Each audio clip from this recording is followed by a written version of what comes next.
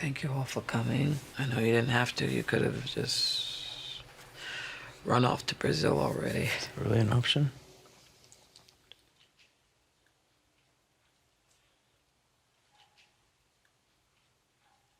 I failed. I promised to protect you all, and I didn't.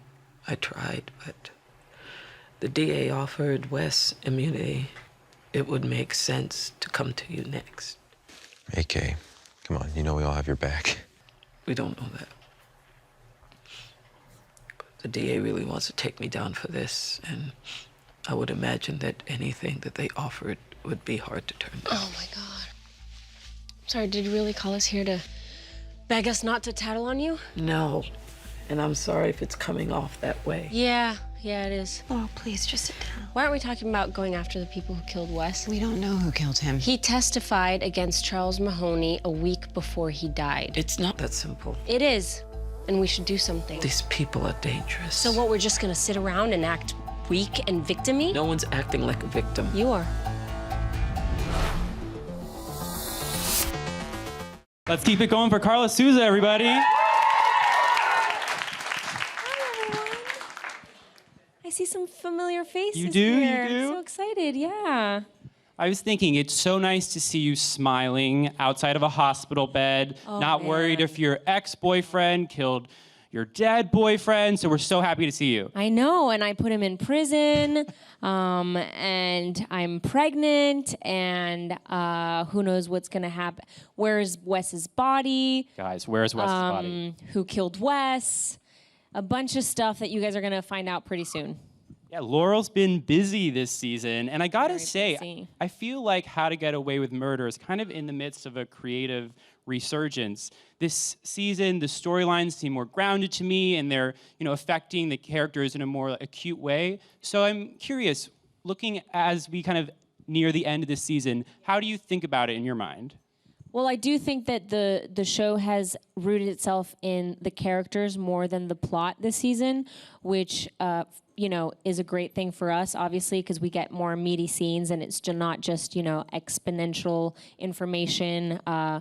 And we feel that because people already know who our characters are, we get to dive into, who we are and why we relate the way we relate and the relationships. And you have much more of Michaela and Asher and Laurel and Wes, and the relationships are given more space on screen.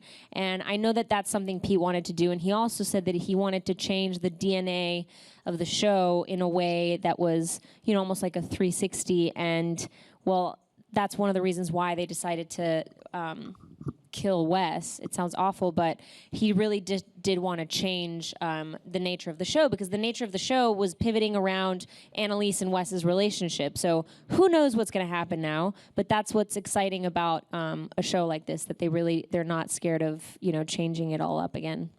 I had a running bet with my friends of who would be under the sheet, and I got it so wrong. I thought it was your law classmate who just started in season 3, and I was like, why is he here? He has to be under the sheet. We all sat down the first episode of the show, and they sat us down, we read it, and we knew that there was someone that was dead, but we all thought the same thing. It's going to be a guest star that comes on, and it's going to be fine. And they said, we need to have a talk after the table read. And we're all like, okay. And we sat down, and they said, okay, so that person under the sheet, it's going to be one of you guys. And there was just silence, and we were like, excuse me?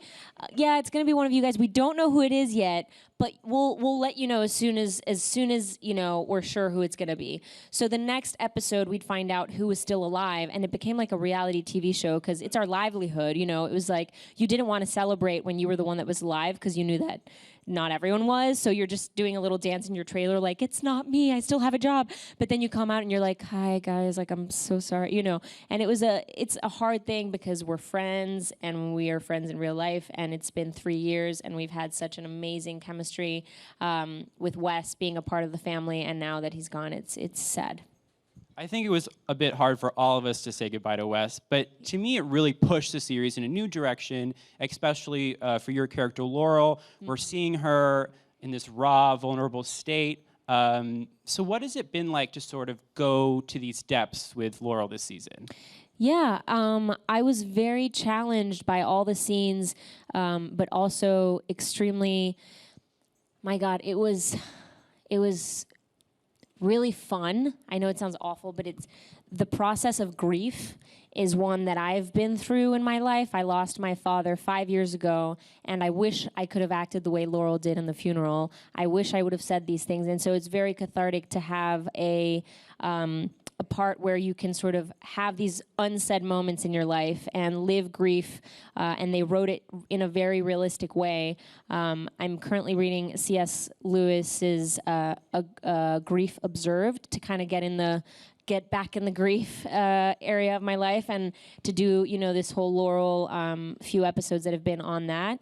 And I do feel that the writers have done a very good job at allowing Laurel to become unapologetic, and it's sort of like, all is lost. She has nothing to lose now, and she's really becoming a lot ballsier. Yeah, and going off of, talking about grief, it's interesting how each of the Keating 5, now 4, have reacted in a way, and it's sort of a different perspective on how someone handles that situation. Connor, for example, is completely shut down and is kind of acting out. Laurel's doing it in her own way. It's kind of a beautiful thing to see, and we get to see how each of them react. Yeah, because the Connor is just a facade. Obviously, it's a way of avoiding, everyone reacts to it differently. There's no one formula to, sort of let go of someone, or sort of like they've amputated, something off of your body and you're still missing that arm or whatever. Well, Wes was a part of all of us in a way, and they've written it in a very specific and different way, which I think is a testament to the writers and Pete Nowak. So I want to go to the house before it exploded. The fire is burning down. You are in there with Wes. We know that Nate was also in the house that night. I assume with these next 3 episodes, we're going to get more and more story from that. Is Laurel telling us everything that she knows? Like Laurel says, the medicine is wearing off, and she says, she's remembering things, and all I know is that we will find out who killed Wes, and Laurel will avenge Wes's death. And, as I was acting it, I didn't even know. Again, I didn't know what I had seen. I asked Pete, what exactly did I see in the basement? And he's like, well, you could have seen someone, but maybe it was Frank, maybe it wasn't. I was like, well, but what do I have to, and then I thought, well, actually, what if, those things where you think you saw something, but you don't remember. So it kind of did feel real to me to just, think that I saw stuff, but then maybe not, because that happens in real life. So I just played that, and I think you guys are going to see the next few episodes, but Laurel takes it up a notch. Well, it's nice to know, and why I like How to Get Away with Murder is that you actually give us answers. So many shows sort of keep you dragging for seasons and seasons, but we knew who killed Sam, we knew who killed Rebecca, and I'm glad to hear that we are going to know who killed Wes. Oh yes, you will find out who killed Wes for sure. So for every fan that wants to go and kill that person, that will be a possibility after the season finale. It's a 2-hour season finale, so that's going to be exciting. Yes. Yeah. And so everyone's excited. Or painful. And so in these next 3 episodes, I feel like Laurel's a sort of avenging angel. She's coming back with a vengeance, and she's taking shit from nobody. What can we expect? We see in this clip they're sort of reunited with Annalise. Everyone's back together after her prison stay. Is it nice to have this cohesive unit again? Yeah. I think they, having Annalise back from prison, it's funny because, again, Laurel and Annalise's relationship is, again, not what it seems. And in the next few episodes, you're going to see all the layers behind Laurel acting the way she did in that clip that you just saw. And the ways that Annalise also manages her grief, and how she also is someone who, this might be that thing that did end up breaking, Annalise into a woman that now does want to do good and wants to wear less masks and be less manipulative. So I think we're going to see a different version of Annalise, which will therefore bring out a different sensitivity out of Laurel and the rest of the Keating 4. So sad to say Oh that gosh, now. yeah. Keating 4. I know. Speaking of 4, the series, though, was just renewed for a 4th season. Yes. All of TGIT. Can we get a round for TGIT? Yeah. It's exciting. And it seems like you guys are just having the best time. I've actually interviewed a couple of the other cast members, and they're really? all such a delight. Yeah. It comes across on screen, but you guys are having that much fun, right? We do. Alfie, I sent Alfie to Mexico with my family and I didn't even go. Really? That's how, yeah, he went to San Miguel de Allende. But I just had, for example, for the Super Bowl, I wasn't there, but they all got together. I think it was at Viola's house. We take vacation together. We all went to Santa Barbara to say, R.I.P. Wes. We just take any excuse we have. We sort of take a trip. We spend time together. It's family therapy every day, 24/7. And we also root each other in, the projects that we all do. And it's a great family. Yeah, I like to describe How to Get Away with Murder as this like acting buffet because you are all such great performers, but then you leave to do these other projects. Viola's in Fences, Aja's in Birth of a Nation, and is it fun to reconnect after you've sort of dispersed for a new season? Yeah, it's almost like we have to do something else because it's kind of like changing that. The taste buds, 7 months out of the year doing one character, it's nice to sort of get in the skin of someone else, let go of the drama and the OMGs and maybe do something completely different. And I know that we all look for whether it's rest or plays or something that's going to sort of change things up for us to creatively motivate us and to have us come back and be, kind of fresh again. Yeah. You mentioned a Super Bowl party. Will there be a How to Get Away with Murder Oscars viewing party? No, because we finished filming. So once we finish filming, we're all off doing our own thing. So I don't think so. Not that I know of. Maybe they are, and I'm not invited. Well, if you do, give me that invite. I'd love to be there. Okay, I'll tweet it out.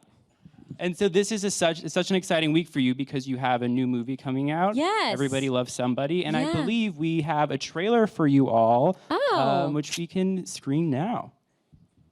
La veo todos los días. La ilusión del amor. El amor de verdad es improbable en el mejor de los casos. Puede ser que mis papás se vayan a casar antes que tú. Puede ser que una mujer con tu cabeza y con tus piernas no tenga con quién ir a la boda. Consíguete a alguien mono, hombre. Y si es mexicano, te lo cuenta como regalo de bodas. What'd your boyfriend do? No, these are for my parents' wedding. Renewing their vows. It's great. Brand new vows. I never got married. You're pretty. Are you Mexican in any way? It's pretty much a straight line from the border. Hello. Oye, no es mexicano. No, but he has a Mexican grandmother named Jacinta. Jacinta, yes, I did. That's right. First few times I met the family, I had a Mexican grandmother.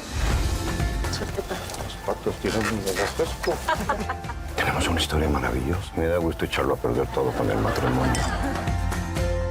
¿Daniel? ¿De plano? ¿No te imaginaste que tal vez no te quería aquí? Since I'm crashing the wedding. Maybe I'll take your seat. So you're with Doctors Without Borders? Yeah, I like to move around. Of course you do. Play nice. You say the wrong thing, he'll disappear for another decade. I'm just very happy to be here now. Why is he back? All smiles, hugging people. I have done nothing but try to forget him. You obviously needed backup. Te veo rara, hermana. Feliz. Es un gran neutralizador de Daniel.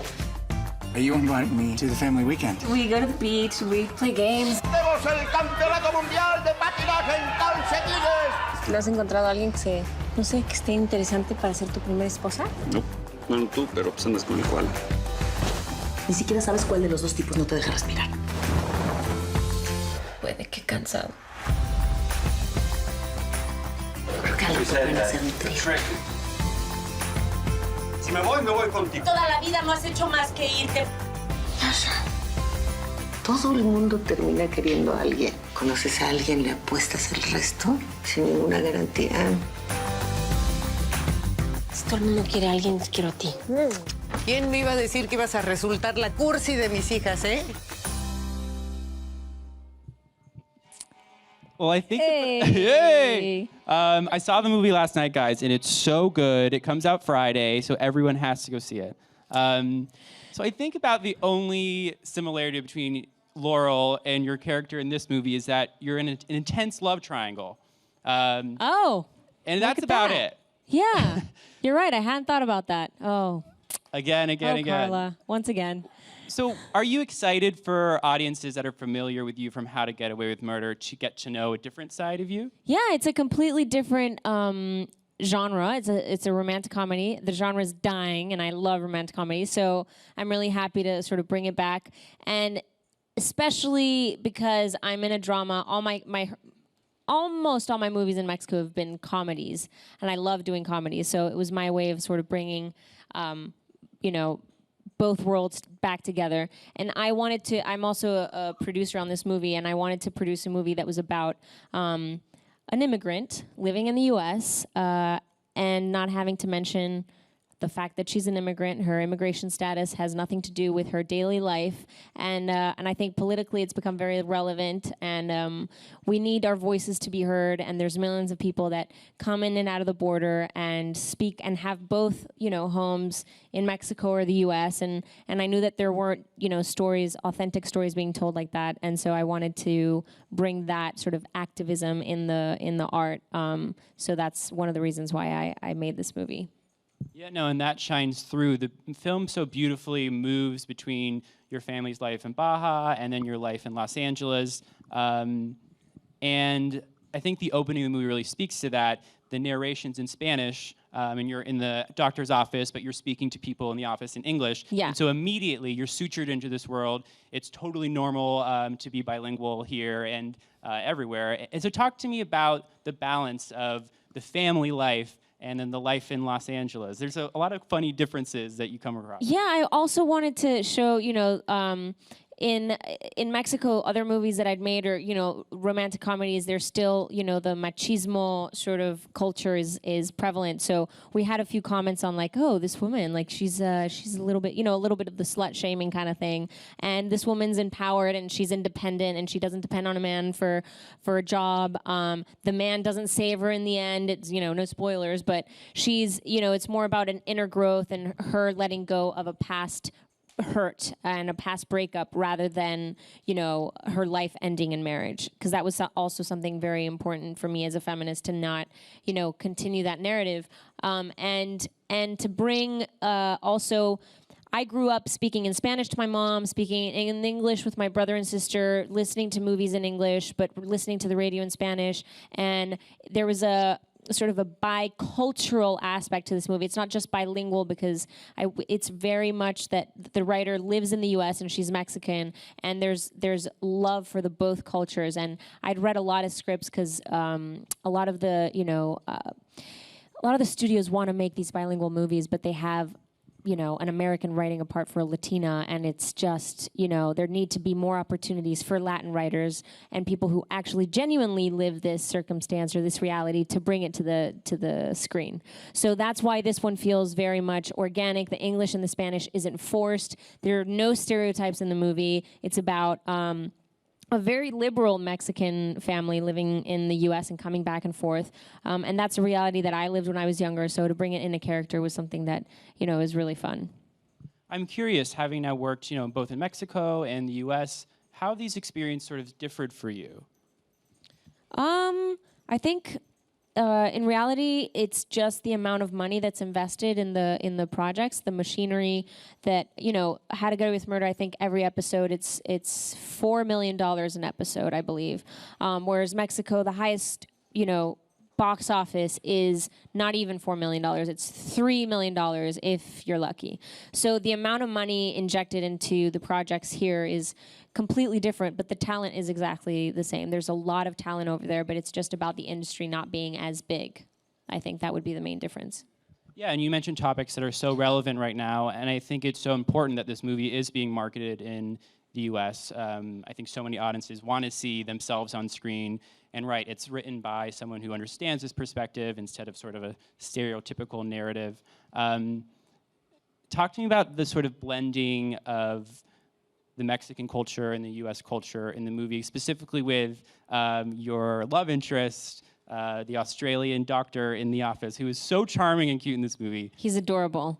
People got mad at me because he didn't come to promote the movie in Mexico, and I was like, but I'm here, and they're just like, where's Ben O'Toole? I'm like, fine. Yeah, it was interesting because he doesn't speak Spanish, and so sometimes the director would be speaking to us, and she'd be coming in and out of Spanish, and I'd be like, and then she'd leave, and he'd be like, what did she just say? And I was like, oh, God. So then I'd call her back, and she'd have to repeat the same thing in English, so it was a little bit tricky with that, but soon enough he was able to kind of tell with our he kind of was able to read what she was saying without her having to say it. But it was an interesting thing because we were living in a time where we didn't think so the election sort of gave us a whole new view of what the majority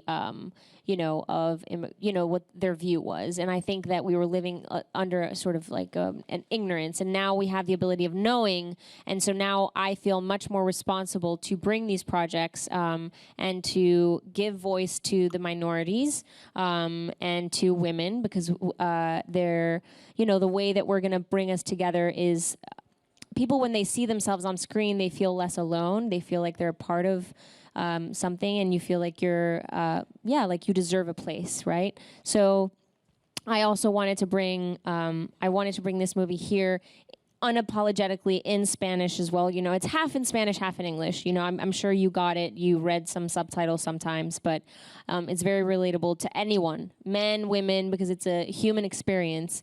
But I do think we can see it in the award show. There's no Latin stories out there, and yet we're a really big group of people, millions of people in the U.S., and yet there's not, stories being told about our lives here. So if it's going to have to be a movie at a time, I think that, the fact that there's not been a Latina actress that's won an Oscar, there's only, the foreign films that come. Yes, I understand, but how about the general market films that will talk about the stories of minorities living in this country? I think we still have a lot to do for that. Yeah, can we get a round of applause for that?